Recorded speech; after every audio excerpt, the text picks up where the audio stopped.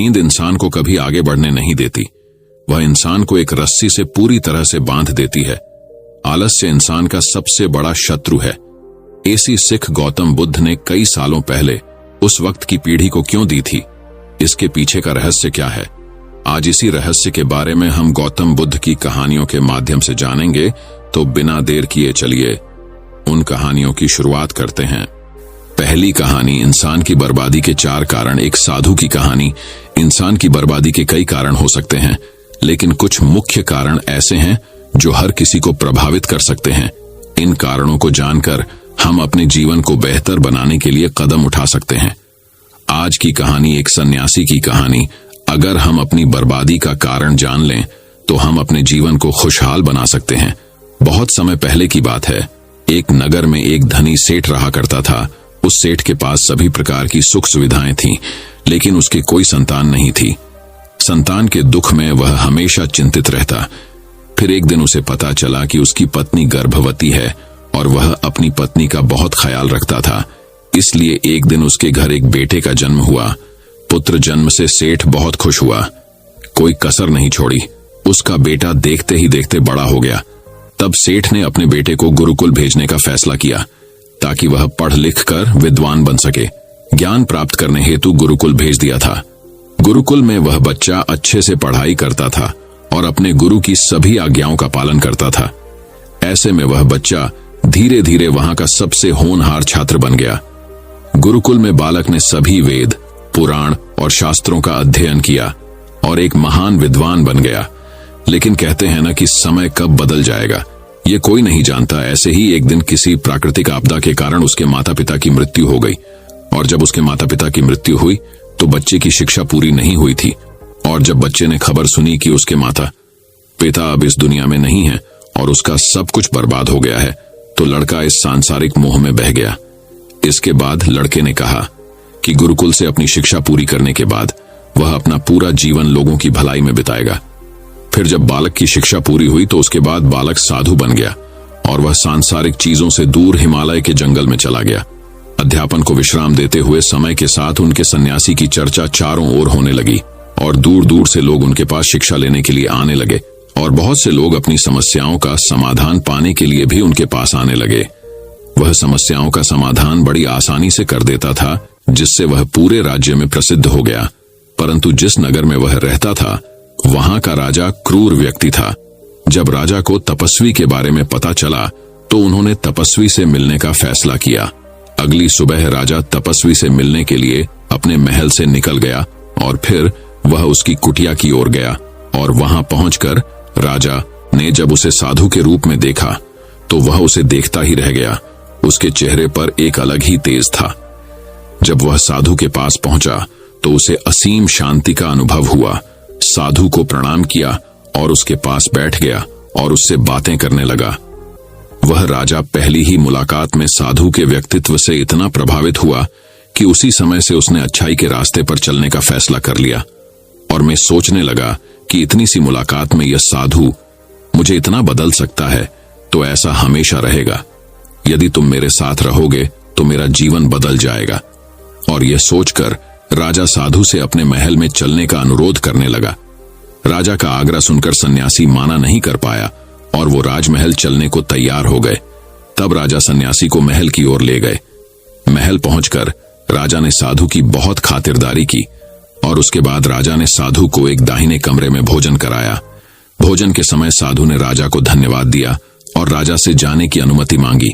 यह सुनकर राजा ने कहा कि आप हमारे बाग में जब तक चाहे तब तक रह सकते हैं।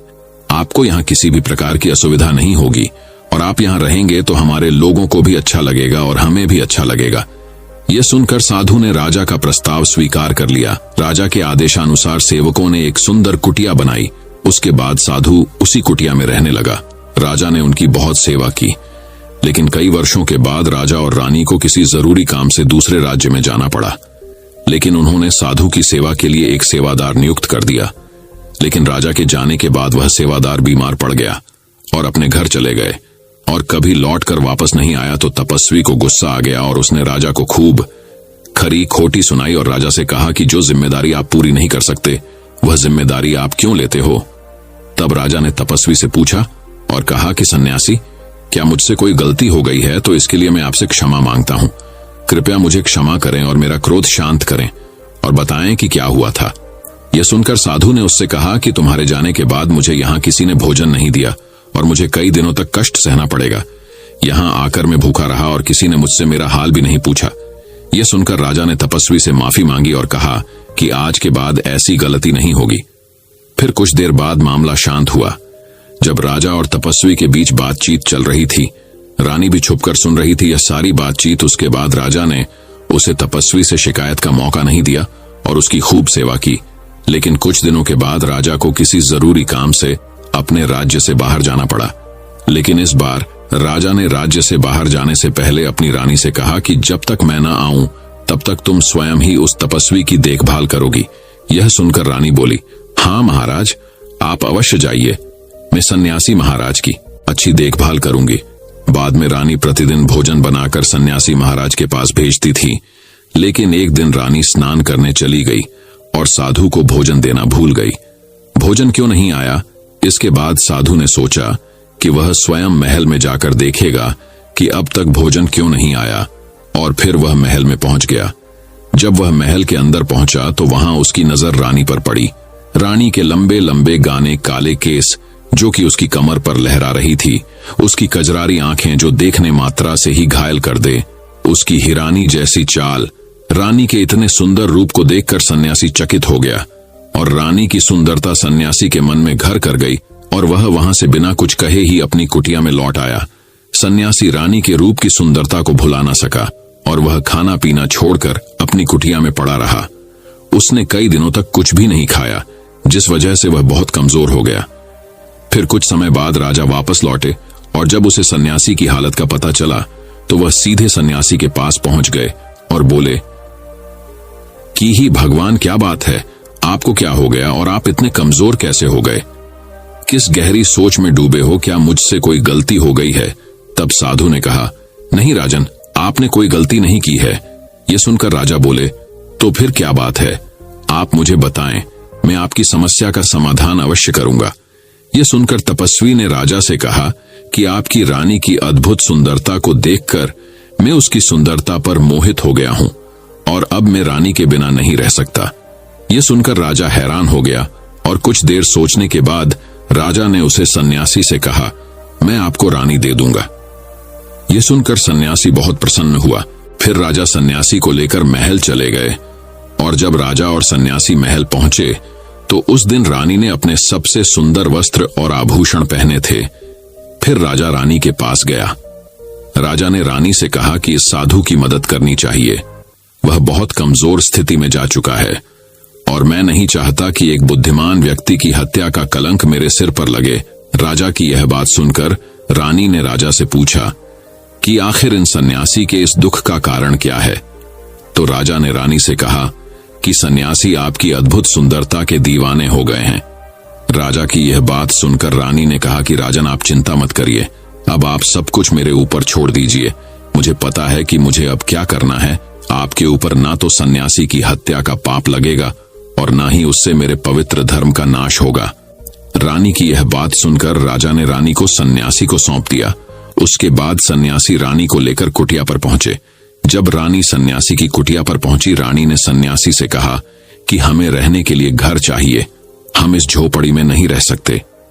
यह सुनकर सन्यासी राजा के पास गया और राजा से जाकर बोला कि हे राजन, हमें रहने के लिए घर चाहिए। सन्यासी की बात सुनकर राजा ने उनके लिए घर का प्रबंध कर दिया। फिर सन्यासी रानी को लेकर घर पहुंचा। जब रानी सन्यासी के साथ उसके घर पर पहुंची तो रानी ने सन्यासी से कहा कि यह घर तो बहुत गंदा है और इसकी हालत बहुत खराब है, मैं इस घर में नहीं रह सकती।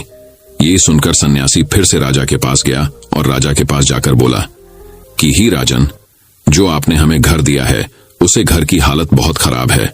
सन्यासी की बात सुनकर राजा ने उसे घर की हालत ठीक करवा दी। उसके बाद फिर रानी घर के अंदर गई और नहा धोकर बिस्तर पर आ गई। तभी साधु भी बिस्तर पर आ गया। फिर उसके बाद रानी ने साधु से कहा कि आप जानते हैं कि आप कौन हैं और क्या बन गए हैं। आप एक महान साधु थे जिनके लिए राजा स्वयं सभी आवश्यक चीजें उपलब्ध कराते थे, जिनके पास दूर दूर से लोग ज्ञान प्राप्त करने आते थे। जो लोगों को सत्य का मार्ग दिखाते थे, जो लोगों की समस्याओं का समाधान करते थे, जिन्हें सभी लोग गुरु मानते थे, जिसे सब लोग भगवान मानकर पूजते थे। और आज आप वासना के कारण मेरे गुलाम हो गए हैं। रानी की यह बात सुनकर साधु को झटका लगा और उसे एहसास हुआ कि वह एक साधु है और यह सब क्या कर रहा है। वह ये सब सुख सुविधाएं छोड़कर शांति की तलाश में जंगलों में चला गया था। जोर जोर से रोने लगा और चिल्लाने लगा और रानी से कहने लगा कि मुझे क्षमा कीजिए महारानी, मैं यह क्या करने जा रहा था। मैं अभी आपको राजा को सौंप कर आता हूं। सन्यासी की बात सुनकर रानी ने सन्यासी से प्रश्न किया कि साधु महाराज, मेरे मन में एक प्रश्न उठ रहा है, कृपया मेरे प्रश्न का उत्तर दीजिए। रानी की बात सुनकर सन्यासी ने कहा कि पूछो, तुम्हारा क्या प्रश्न है।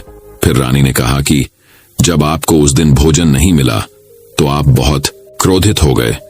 तब मैंने आपके ये रूप पहली बार देखा था और तभी से मैं आपके व्यवहार में परिवर्तन महसूस कर रही थी। ऐसा क्यों हुआ साधु महाराज? आखिर आपको इतना क्रोध क्यों आया?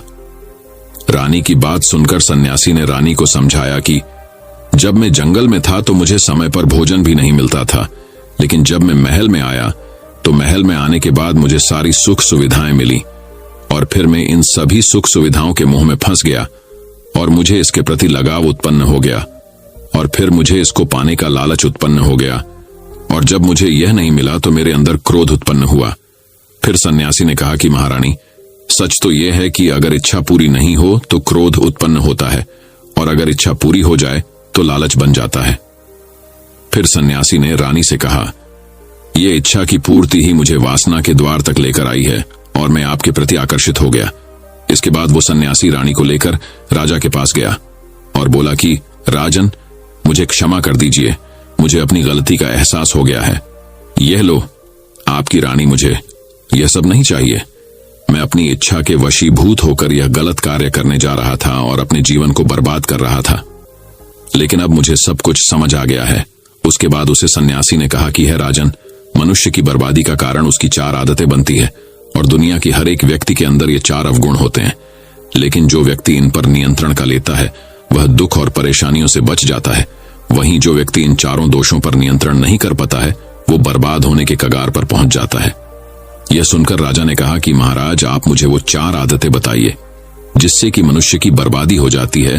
फिर ने राजा को मनुष्य को बर्बाद करने वाली आदतों के बारे में बताया कि हे राजन, मनुष्य को बर्बाद करने वाली पहली आदत है इच्छा, क्योंकि इच्छा ही दुनिया की हर एक व्यक्ति के अंदर सबसे पहला अवगुण होता है और जो व्यक्ति अपनी इच्छाओं को नियंत्रण में नहीं रख पाता है वह जीवन के किसी भी क्षेत्र में सफल नहीं हो पाता है, क्योंकि जैसे ही उसकी एक इच्छा पूरी होती है वह दूसरी की ओर बढ़ाने लगता है और दूसरी पूरी होती है तो तीसरी इच्छा उसके मन में जागृत हो जाती है और फिर ऐसे करते करते इच्छाओं पर नियंत्रण न होने के कारण इसी जाल में उलझा रहता है और दुखी रहता है।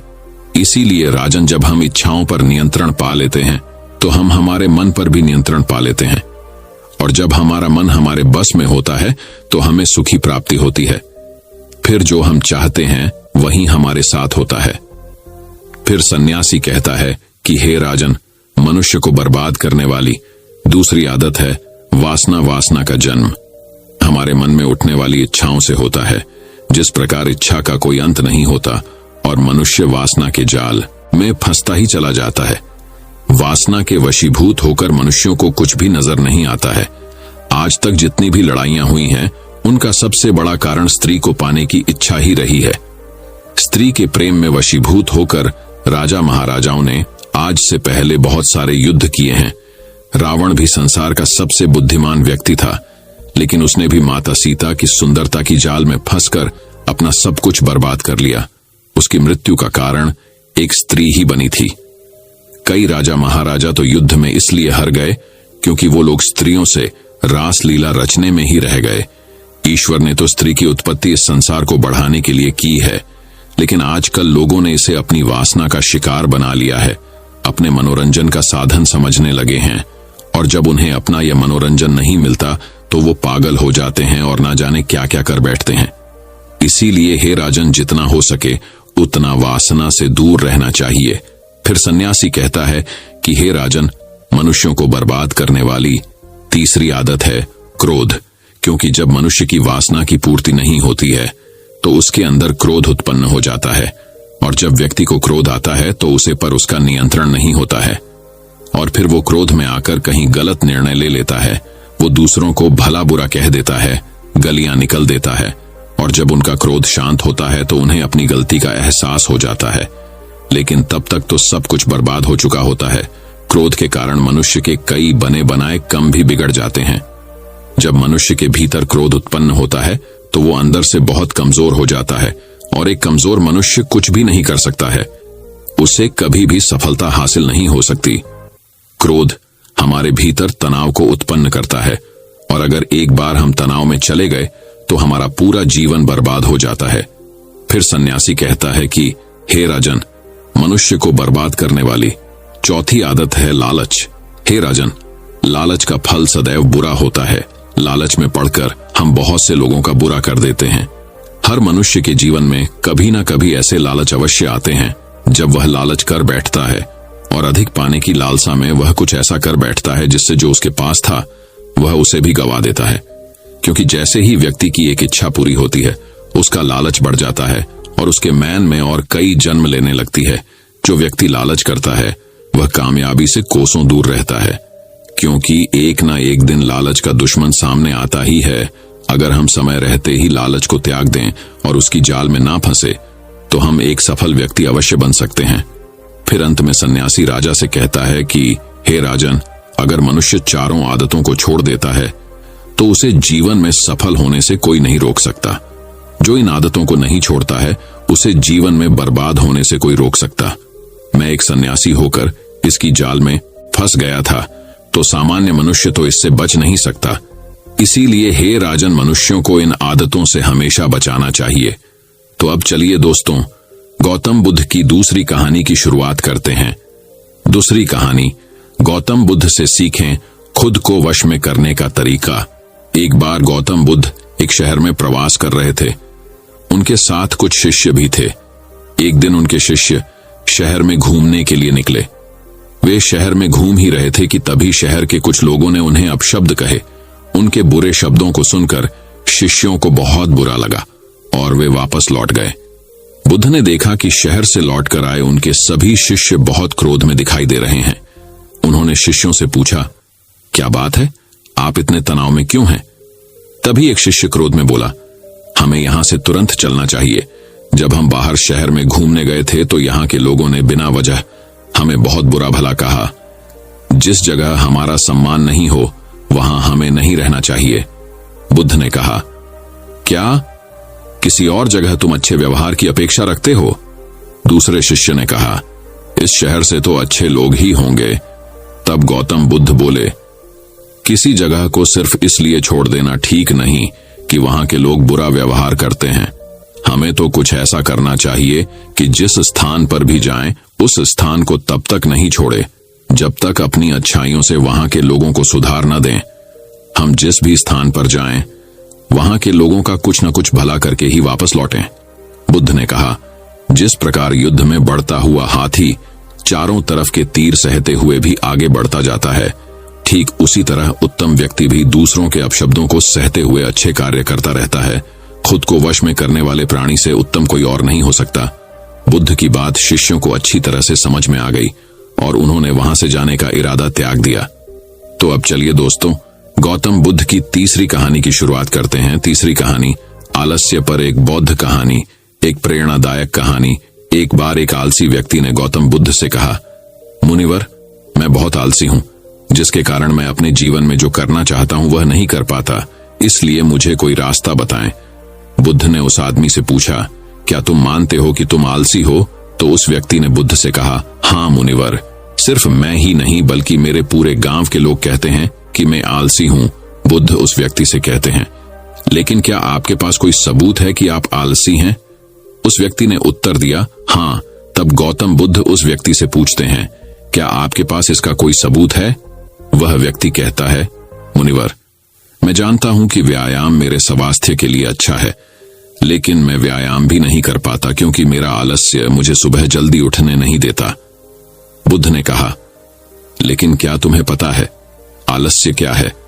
उस व्यक्ति ने कहा, मुझे नहीं पता कि आलस्य क्या है, लेकिन जो भी है वह बहुत बुरा है। बुद्ध ने कहा, सबसे पहले तुम्हें यह समझ लेना चाहिए कि जो भी चीज है प्राकृतिक रूप से उसका कुछ न कुछ उपयोग होता है, वह बुरा नहीं होता है। या अच्छा आलस्य एक भावना है, यह एक विचार है जो हम अनजाने में खुद से पैदा करते हैं। आदमी ने पूछा, लेकिन यह कैसे है मुनिवर? तो बुद्ध ने कहा कि आलस्य पैदा होता है। इसके दो कारण हैं, पहला शारीरिक और दूसरा मानसिक। जब हम अपने किसी भी भोजन को देते हैं शरीर में जिसके अंदर जीवन शक्ति नहीं होती, हमारे शरीर में आलस्य पैदा हो जाता है, क्योंकि यह शरीर ऊर्जा से चलता है और जैसा हम इसे देते हैं ये वैसा ही विचार करता है, ये वैसा ही व्यवहार करता है। हमारे शरीर के अंदर आलस्य का एक और कारण गलत तरीके से बैठना है, गलत तरीके से सोना और गलत तरीके से चलना। हम कभी इस बात पर ध्यान नहीं देते कि हमारा बैठना, लेटने और सोने की स्थिति सही है या नहीं। अगर हम बौद्ध भिक्षुओं को देखें तो पाएंगे कि वे जब बैठते हैं उनकी रीढ़ की हड्डी बिल्कुल सीधी होती है। जब वे सोते हैं तो उनके शरीर के किसी भी हिस्से पर कोई दबाव नहीं पड़ता है, और जब वे चलते हैं तो उनके शरीर के किसी भी हिस्से पर कोई दबाव नहीं पड़ता है। उनके दो कदमों के बीच एक लय होती है। शारीरिक स्तर पर आलस्य का तीसरा कारण सुबह जल्दी न उठ पाना है। यह सुनकर व्यक्ति कहता है, हाँ मुनिवर, मैं सुबह जल्दी नहीं उठ पाता। यह सुनकर बुद्ध मुस्कुरा देते हैं और कहते हैं कि आप सुबह जल्दी उठ सकते हैं। जब आप रात को सोने का सही समय निर्धारित करते हैं तो हर व्यक्ति को अनुशासन का पालन करना पड़ता है, क्योंकि अनुशासन हमारे जीवन में संतुलन लाता है। ज्यादातर लोग अनुशासन को बुरा मानते हैं क्योंकि उन्हें अनुशासन का एहसास होता है, उन्हें बांधता है, जबकि सच तो यह है कि अनुशासन हमें बांधता नहीं है बल्कि मुक्त करता है। तब व्यक्ति बुद्ध से पूछता है, लेकिन हमें इसकी शुरुआत कहां से करनी चाहिए? जैसे ठीक से खाना, बैठना या लेटना, सुबह जल्दी चलना आदि। बुद्ध कहते हैं कि आप इस समय जो भी कर रहे हैं उसे अभी से शुरू करें, इसे ध्यान से करें। पहले आप मन के स्तर पर आलस्य को समझें, अन्यथा अधिकांश स्थितियों में मन ही है जो शरीर के कारण आलस्य पैदा करता है, क्योंकि मानसिक आलस्य का पहला कारण हमारी पुरानी गलत धारणाएं हैं। हमें लगता है कि हम ऐसा करने में सक्षम नहीं थे, पिछली बार भी ऐसा ही किया था, इस बार भी हम ऐसा नहीं कर पाएंगे। जब हम खुद को सक्षम नहीं मानते हैं तो आलस्य अपने आप ही हम पर हावी हो जाता है। दूसरा कारण है छोटे और आलसी लोगों का साथ देना। कभी कभी ऐसा होता है कि आलस्य हमारे अंदर नहीं होता है, लेकिन दूसरे लोगों की वजह से हमारे अंदर आ जाता है। ऐसा होता है क्योंकि हम आलसी लोगों की संगति करते हैं। हाँ मुनिवर, यह बिल्कुल सत्य है, मैंने भी यह अनुभव किया है। तब बुद्ध ने कहा, तीसरा कारण मन की स्पष्टता का अभाव है। मान लीजिए कि आप किसी जंगल में खो गए हैं और शाम हो गई है और आपको नहीं पता कि आपका घर किस दिशा में है, तो क्या हुआ? क्या आप आलसी होकर लेटे रहेंगे या अपने घर की तलाश में कोई रास्ता खोजेंगे? उस व्यक्ति ने कहा कि मैं बाहर जाऊंगा घर की तलाश में। तभी उसने कहा, अगर बहुत कोशिश करने के बाद भी तुम्हें घर का रास्ता न मिले तो तुम क्या करोगे? उस व्यक्ति ने कहा, मैं अभी भी इसे ढूंढता रहूंगा, क्योंकि मेरे पास कोई दूसरा विकल्प नहीं होगा। कई विकल्प हैं। अगर किसी के पास एक ही विकल्प है तो उसका दिमाग बिल्कुल खाली होगा। यदि आप व्यायाम नहीं कर पा रहे हैं तो इसका कारण आपके मन में स्पष्टता की कमी है, जिसका आपको भविष्य में सामना करना पड़ेगा। उन रोगों से होने वाली बीमारियां आपको दिखाई नहीं देती। आप उन बीमारियों से होने वाले दर्द को महसूस नहीं कर सकते। आगे गौतम बुद्ध ने कहा कि आलस्य का चौथा कारण यह है कि कोई भी काम करने में मन नहीं लगता। मान लीजिए आप सड़क पर कहीं जा रहे हैं और काफी दूर चलने के बाद आप थक जाते हैं और चलने का मन नहीं करता। ऐसा तब हो रहा है जब आप किसी शेर को अपने पीछे भागते हुए देखते हैं। तो क्या ऐसी स्थिति में भी आप अपने आलस्य के कारण वहीं रुकेंगे? नहीं। तो समझ लीजिए कि आलस्य आपको वह काम करने से रोकता है जिसे करने का कोई बड़ा कारण नहीं है। तब उस व्यक्ति ने बुद्ध से कहा, धन्यवाद मुनिवर, अब मुझे आलस्य का पूरा खेल समझ में आ गया है। भगवान गौतम बुद्ध उस आलसी व्यक्ति से कहते हैं, मेरी एक बात हमेशा याद रखना, जहां स्पष्ट हो या कोई काम करने का कोई बड़ा कारण हो, वहां कभी आलस्य नहीं हो सकता। दोस्तों, आलस्य मनुष्य का सबसे बड़ा शत्रु है, क्योंकि आलस्य जीवन में कभी भी प्रगति नहीं कर सकता। चलो, आलस्य मनुष्य को इतना निकम्मा बना देता है कि उसे परिश्रम से घृणा हो जाती है और वह सदैव आराम की अवस्था में ही रहना चाहता है। इसके लिए मेहनत के चश्मे की जरूरत होती है, जो आलसी व्यक्ति के पास नहीं होता। आलसी व्यक्ति को आलस्य दिन ब दिन अपनी चपेट में लेता जाता है, जिसके परिणाम स्वरूप वह दिन ब दिन मेहनत से भागने लगता है। मेहनत ही खत्म हो जाती है। शत्रु ने आलस्य से कहा, नमक सिर्फ दोस्त हो सकता है, इसके अलावा इसे खत्म करने का कोई रास्ता नहीं है। मेहनत से दोस्ती करने के बाद यह दुश्मन अपने आप खत्म हो जाता है। मेहनत ही सफलता की कुंजी है। इस बात को केवल एक मेहनती व्यक्ति ही समझ सकता है, क्योंकि वह कड़ी मेहनत के महत्व को अच्छी तरह से जानता है। वह जानता है कि कड़ी मेहनत ही उसकी सच्ची दोस्त है, और इस दोस्त की मदद से वह अपने जीवन में हमेशा प्रगति करेगा। वह उस काम को छोड़ने की बजाय दोबारा और अधिक मेहनत से प्रयास करता है, और तब तक कोशिश करता है जब तक वह उस काम को करने में सफल नहीं हो जाता। और इसके विपरीत आलसी व्यक्ति किसी छोटे से काम को करने की कोशिश करता है। इंसान को दूसरे लोगों की भी जरूरत होती है, क्योंकि वह आलस्य के जाल में इस तरह फंस चुका है कि उसे बस आराम की जरूरत है। यानी वह अपने कंफर्ट जोन से बाहर नहीं आना चाहेगा, रुकावट नहीं चाहता, और अपनी पूरी जिंदगी ऐसे ही गुजारना चाहता है। दोस्तों, आलसी व्यक्ति कभी भी न तो मेहनत का महत्व समझ पाता है और न ही समय का महत्व। इसके कारण वह अपना पूरा जीवन बर्बाद कर देता है, और अंत में उसके पास पछताने के अलावा कुछ नहीं बचता है। जबकि एक मेहनती व्यक्ति समय का महत्व समझ लेता है, और समय का महत्व समझ लेता है, दिन प्रतिदिन कड़ी मेहनत करके अपने लक्ष्य को प्राप्त करने का प्रयास कर रहा है। इसलिए आपको हमेशा मेहनत से दोस्ती और आलस्य से दुश्मनी रखनी चाहिए। तो अब चलिए दोस्तों, चौथी कहानी की शुरुआत करते हैं। चौथी कहानी। दोस्तों, बहुत समय पहले की बात है। एक गांव में एक किसान रहता था जिसका नाम रामू था। उसके घर के बाहर ही उसका एक छोटा सा खेत था। उसका पूरा परिवार उसके साथ खेत में काम करने में मदद किया करता था। रामू के बच्चे सब्जियों को पानी भी दे दिया करते थे। इस बार रामू के खेत की फसल बहुत अच्छी थी। वह अपनी पत्नी से कहता है कि इस बार हमारी फसल बहुत अच्छी है, और अगर सब कुछ सही रहा तो हम इस बार फसल बेचकर अपना पक्का घर बना लेंगे। इतना कहने के बाद वह अपनी पत्नी सरला से कहता है कि मैं बाजार जा रहा हूं कुछ सब्जियों और धन को बेचने के लिए, तुम खेत में कीटनाशक दवाइयां छिड़क देना। इतना कहने के बाद वह बाजार चला जाता है, और इधर उसकी पत्नी, बच्चे और खेत का सारा काम खत्म कर देते हैं। जब रामू बाजार से वापस आता है तो वह बहुत खुश होता है और अपनी पत्नी से कहता है कि हमारी सब्जियां उच्च गुणवत्ता वाली है, हमें इस बार बाजार में बहुत अच्छे दाम मिलेंगे, बाजार में जल्दी से सब्जियां तोड़कर बेचनी होगी। यह सुनकर उसकी पत्नी ने कहा, ठीक है, हम कल ही सारी सब्जियां तोड़कर बाजार में बेचने के लिए तैयार कर देंगे। इतना कहने के बाद वह अपने परिवार के साथ खुशी खुशी सो जाते हैं। लेकिन रात में अचानक बारिश होने लगती है। बारिश होने की वजह से रामू बहुत दुखी होता है, और वह अपनी पत्नी को उठाता है और कहता है, सरला, ये देखो कितनी तेज बारिश हो रही है। इससे सरला भी बहुत दुखी हो जाती है, और वह कहती है, हे भगवान, हमारी फसल का क्या होगा। दोनों पति पत्नी भगवान से बारिश बंद होने के लिए प्रार्थना करने लगे, लेकिन बारिश रुकने का नाम ही नहीं ले रही थी।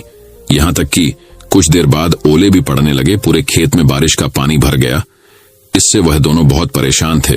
रामू ने कहा, सरला, बारिश का पानी बढ़ता जा रहा है, धीरे ये पानी हमारे घर में भी भरने लगेगा, और हवा की वजह से हमारे घर का छप्पर भी टूटने लगा है। दोनों बहुत परेशान थे। किसी को कुछ समझ नहीं आ रहा था कि ऐसी परेशानी में उन्हें क्या करना चाहिए। सरला ने अपने दोनों बच्चों को उठाया और अपने पति के साथ किसी सुरक्षित स्थान पर जाने का फैसला किया। जब वह अपने घर से निकले तो देखा पहले से ही बारिश के पानी की वजह से कई घर टूट चुके थे। पूरे गांव में पानी भर चुका था, और गांव के अन्य लोग भी अपना सामान सर पर रखकर गांव से निकल रहे थे। पूरा गांव दुखी था। सभी एक दूसरे की मदद कर रहे हैं।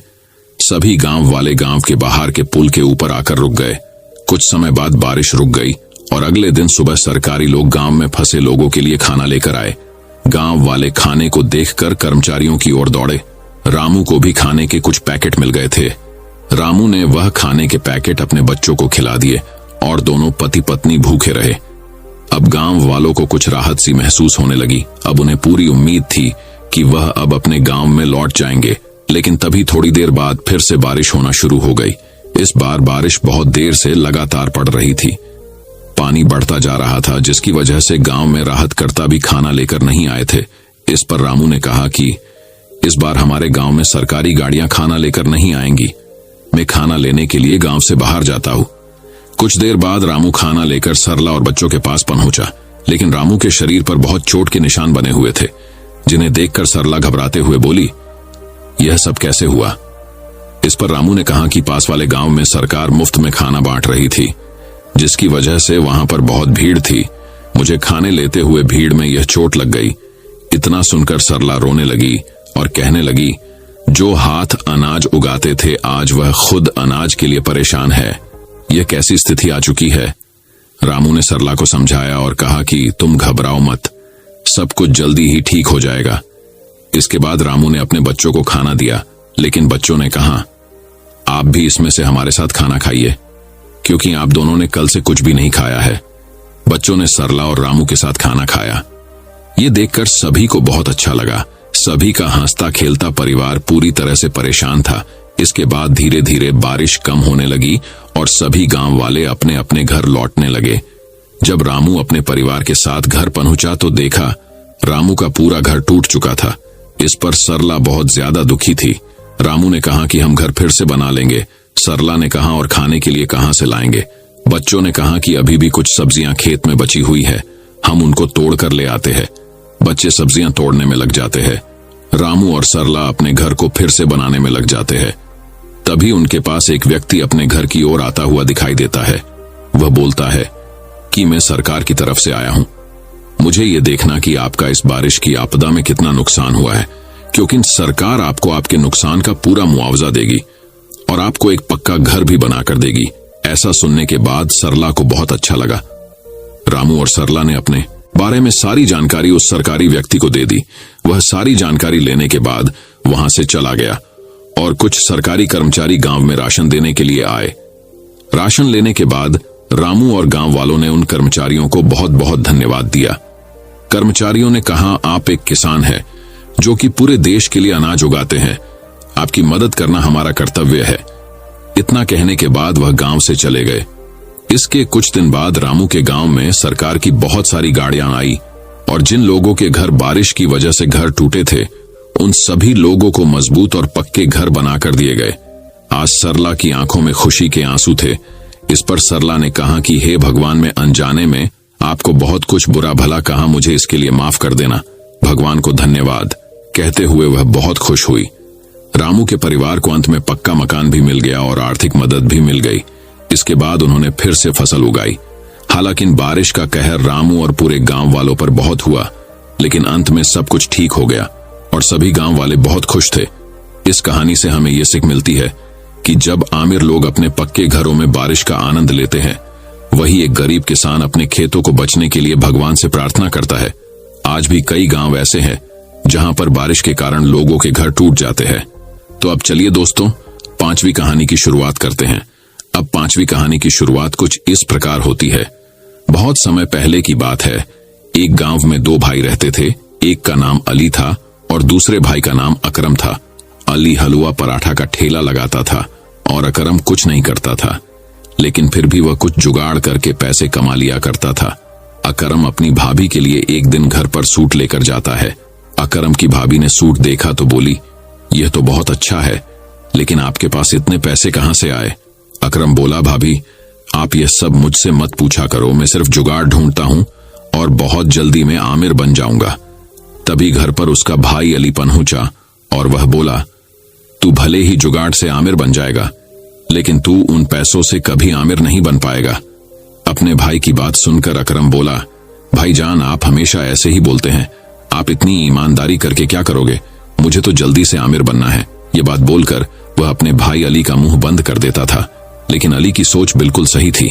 वह एक ईमानदार व्यक्ति था, लेकिन उसकी जिंदगी में बहुत उतार चढ़ाव थे।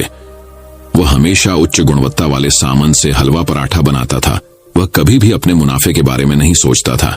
एक दिन दुकानदार ने कहा कि तुम इतने महंगे मैदा और तेल से क्यों हलवा पराठा बनाते हो?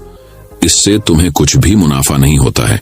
इस पर अली बोला, मेरे ग्राहकों की सेहत का ख्याल रखना मेरा कर्तव्य है और मैं कभी भी अपने ग्राहकों को खराब और सस्ती गुणवत्ता वाली चीजों से बना हलवा पराठा नहीं खिला सकता। वह अपने ग्राहकों का बहुत ख्याल रखता था। अली का हलवा पराठे ठेला बिच बाजार में था, इसीलिए उसके ठेले पर बहुत भीड़ रहती थी। लोग अली के ठेले से हलवा पराठा घर के लिए पैक कराकर भी ले जाया करते थे। लोगों को उसके हलवे पराठे को खाने में बहुत स्वाद आया करता था।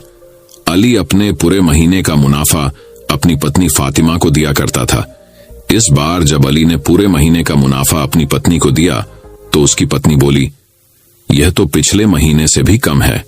यह सुनकर अली बोला कि हाँ, इस महीने तेल के दाम बढ़ चुके हैं, इसलिए मुनाफा थोड़ा कम हुआ है। यह सुनकर उसकी पत्नी फातिमा बोली कि आप भी अपने हलवा पराठा का दाम बढ़ा दीजिए। ये बात सुनकर अली बोला, नहीं फातिमा, अगर मैंने अपने हलवा पराठा के दाम बढ़ा दिए तो ज्यादा लोग खरीद नहीं पाएंगे। यह सुनकर उसकी पत्नी फातिमा बोली कि इस तरह से तो हमारा बहुत नुकसान हो जाएगा। यह सुनकर अली बोला, कोई बात नहीं। यह सारी बात उसका भाई अकरम सुन रहा था। वह बोला, भाई जान, आप ये कब सीखोगे कि सबसे पहले आपको अपना भला सोचना चाहिए, इसके बाद दूसरों के बारे में सोचा करो।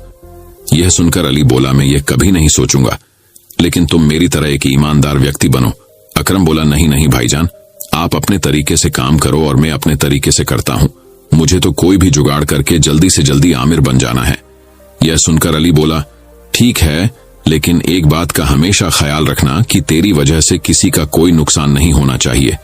दोनों भाइयों की सोच बिल्कुल अलग थी। एक हमेशा लोगों का भला सोचा करता था तो एक हमेशा दूसरे लोगों का भला सोचा करता था। एक दिन फातिमा को एक फोन आता है और वह फोन पर ही रोने लगती है। इस पर उसका पति अली पूछता है कि क्या हुआ फातिमा? वह रोते हुए बोली कि आपकी चाची जिंदा नहीं रही है। यह सुनकर अली चाची के यहाँ चला जाता है और अपने भाई अकरम से कहता है कि जब तक मैं बाहर जा रहा हूं तुम मेरा ठेला चलाते रहना। और वह जाते जाते कह जाता है कि हमेशा महंगे सामान ही खरीदना, क्योंकि इन सस्ते सामने में केमिकल मिला हुआ रहता है। अकरम यह सुनकर कहता है, ठीक है भाईजान, मैं ख्याल रखूंगा। यह कहकर अली अपनी पत्नी फातिमा के साथ गांव चला जाता है और इधर अकरम अली का हलवा पराठे का ठेला लगाने के लिए चला जाता है। ग्राहक ठेले पर आकर अली के बारे में पूछा करते थे कि अली भाई कहां पर गए हैं। अकरम ने कहा, वह अभी गांव गए हैं, कुछ दिन में वापस आ जाएंगे। वह ठेले पर हलवा पराठा बनाकर बेच रहा था। सब कुछ ठीक चल रहा था। फिर उसने देखा कि तेल का डब्बा खत्म होने वाला है। अकरम ने कहा, सारा सामान कल सुबह खरीद लेता हूं। वह अगली सुबह सामान खरीदने के लिए होलसेल की दुकान पर पहुंचा। दुकानदार से सामान के बारे में पूछा। उसने कहा कि सस्ता वाला चाहिए या महंगा वाला। अकरम ने दोनों में फर्क पूछा। दुकानदार बोला कि सस्ता वाला खुला तेल है और उसकी गुणवत्ता भी कम है और महंगा वाला अच्छा होता है। उसने दुकानदार से कहा कि मुझे सस्ता वाला तेल दे दो, मुझे कौन सा अपने घर का खाना बनाना है। दुकानदार ने अकरम को तेल और सारा सामान सस्ता वाला दे दिया। अकरम ने सारा सस्ता सामान खरीद लिया और उसने अपने ठेला लगा। रोज की तरह ठेले पर ग्राहकों की भीड़ लग गई। लोग अकरम से हलवा पराठा खरीदने लगे। आज अकरम खुश था क्योंकि आज उसका मुनाफा ज्यादा हो रहा था। वह लगातार बहुत दिनों तक सस्ते सामान से हलवा पराठा बनाकर बेचता रहा। कुछ दिन बाद उसके ठेले पर भीड़ कम होने लगी। ग्राहकों ने ठेले पर आना बहुत कम कर दिया। तभी दो ग्राहक अकरम के ठेले पर हलवा पराठा लेने के लिए आते हैं और आपस में बात करते हैं कि कल मैं डॉक्टर के यहाँ पर गई थी और वहां पर बहुत भीड़ थी। सभी के पेट में दर्द था, पता नहीं क्या खाया था। डॉक्टर बोल रहे हैं कि फूड पॉइजनिंग हो गई है। मैं यह बातें सुनकर अकरम थोड़ा चिंतित हो गया था, क्योंकि वह बहुत दिनों से सस्ते सामान से हलवा पराठा बना रहा था। वह सोच रहा, अगर यह सब मेरी वजह से हुआ होगा तो पुलिस मुझे पकड़ लेगी।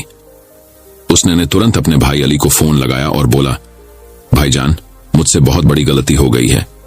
मैंने आपकी कोई भी बात नहीं मानी और मैंने सस्ते सामान से हलवा पराठा बनाया और मेरी वजह से सभी लोगों को फूड पॉइजनिंग हो गई है। भाईजान, अब मेरी मदद कीजिए। इस पर अली बोला, मैंने तुझे पहले ही मना किया था, अब देख सभी मासूम लोग बीमार हो गए हैं। अली बोला, सबसे पहले वह सारे सामान फेंक दें और ऊपर वाले से दुआ कर कि सभी जल्दी से ठीक हो जाएं। अकरम ने सारे सामान को फेंक दिया। अकरम बहुत परेशान था। उसे अपनी गलती का बहुत एहसास हो रहा था। वह मन ही मन कह रहा था कि मैं कभी भी किसी के साथ ऐसा कुछ नहीं करूंगा जिससे कोई मेरी वजह से बीमार और या किसी कोई मेरी वजह से कुछ नुकसान हो। वह कह रहा था, कभी भी जुआ से पैसे नहीं कमाऊंगा। और वह घर जाकर सभी फूड पॉइजनिंग के मरीजों के लिए दुआ मांगने लगा। दोस्तों, इस कहानी से हमें यह सीख मिलती है, हमें कभी भी लालच नहीं करना चाहिए, कभी भी जुगाड़ से पैसे नहीं कमाने चाहिए। अगर अकरम अपने सामान में मिलावट नहीं करता तो उसके ग्राहकों की संख्या भी कम नहीं होती। हमें हमेशा ईमानदारी से कार्य करना चाहिए और मेहनत से पैसे कमाने चाहिए। दोस्तों, मैं उम्मीद करता हूं कि यह कहानी सुनने से आपके जीवन में अच्छे बदलाव आए होंगे। आपको इस वीडियो से क्या सीखने मिला ये कमेंट करके जरूर बताएं और अपने परिवार, दोस्तों या आपके करीबी इंसान के साथ ये कहानी शेयर करके उन्हें भी इस ज्ञान से परिचित करवाएं। बाकी अगर आपको यह वीडियो दिल से अच्छी लगी हो तभी